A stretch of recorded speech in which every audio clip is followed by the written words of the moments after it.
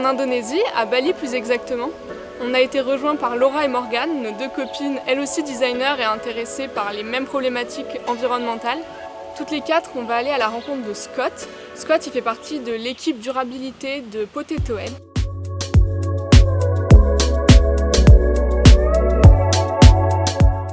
Donc Potato Head, c'est un complexe au bord de la plage de Kuta, composé de plusieurs restaurants, d'une piscine, de bars, d'un hôtel. Donc c'est un grand complexe de loisirs. Et au sein de ce complexe, il y a un restaurant, le restaurant Hygiène. C'est un restaurant zéro déchet, donc c'est pour ça qu'on va rencontrer Scott. On a hâte de voir comment un restaurant zéro déchet peut se faire une place au milieu de ce genre de complexe. Hi, my name is Scott Farnpross. I'm the Director of Sustainability for Potato Head. Potato Head is a lifestyle hospitality brand. It's Indonesian based, but we are here and we're looking to essentially to show the world how you can be a fully sustainable company and be a very successful company at the same time.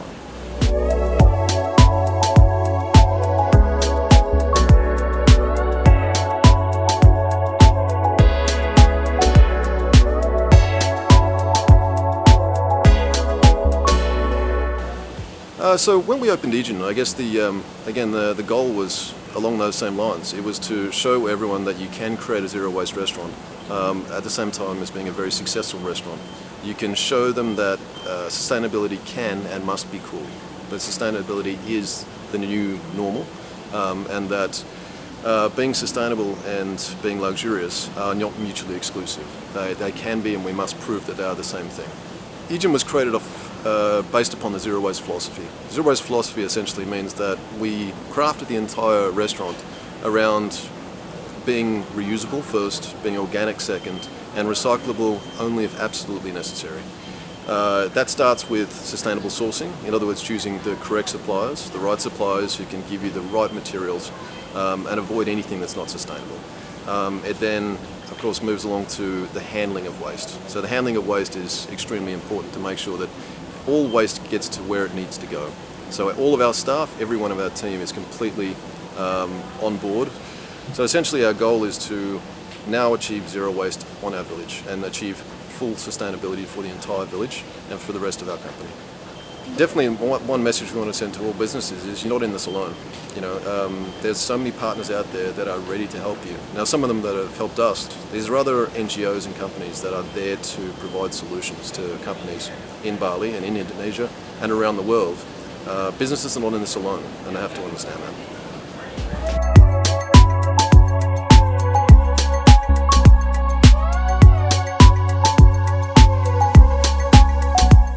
At the same time we created Egen, we also created the Sustainism Lab. Now the lab was there to, I think, do two things. Number one, give us a space where we can tell people and show people how we achieve what we've achieved with Egen.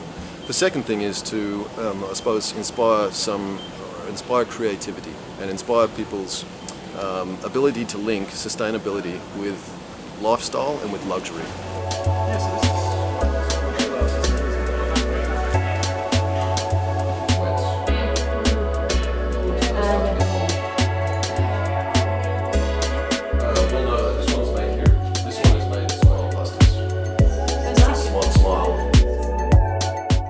On est allé visiter donc le lab de Potato Head.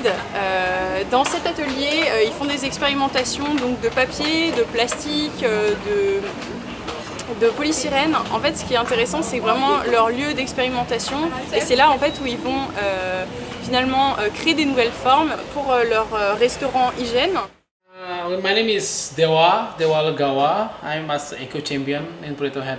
Yeah, this is the Sustainism Lab, and then we try to recycle our waste from our restaurant because we have a lot of plastic, we have a lot of styrofoam, and then we have a lot of like seashell, and then we don't know where we bring this stuff with plastic, and then it's not possible. Maybe if we put in the to landfill, yeah, it's bad. We try to make it some break from the plastic, yeah. And also we try to recycle the plastic HDPE. This is a high density polyethylene plastic. This is like a bottle lid like this. And then we try to cut this one in this machine, like a blue machine, yeah, the blue one.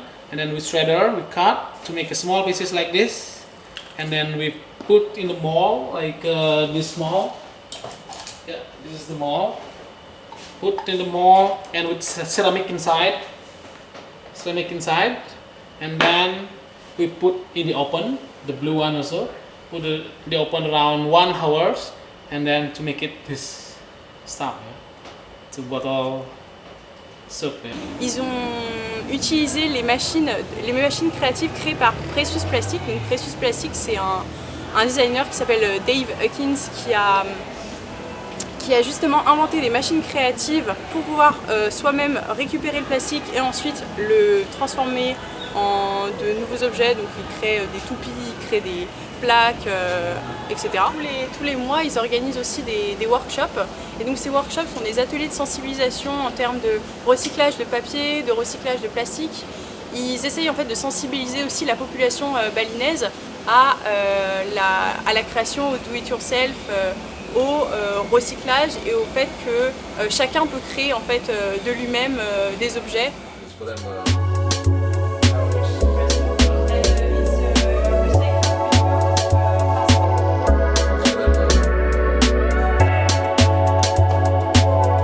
C'est ça que ça nous a donné envie d'avoir les mêmes machines et de faire un petit peu la même chose, de recycler notre plastique et d'avoir des initiatives zéro déchet.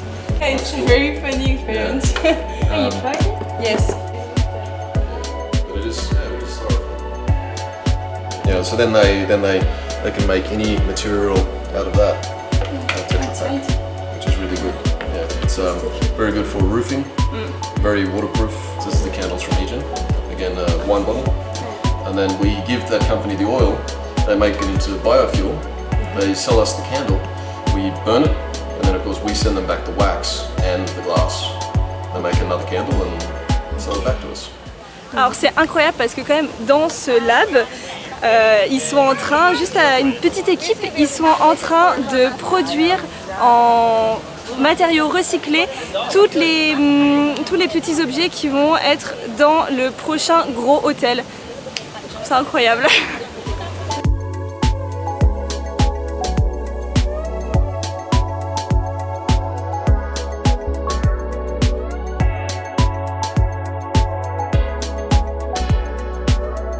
Alors en arrivant ici, c'était un petit peu bizarre au début. Donc on arrive et puis on voit ce gros complexe avec plein de monde sur leur transat, la piscine en face de la mer. On se dit ouh là là là là là, qu'est-ce qu'on fait ici? Le Beach Club. Voilà, on est au Beach Club.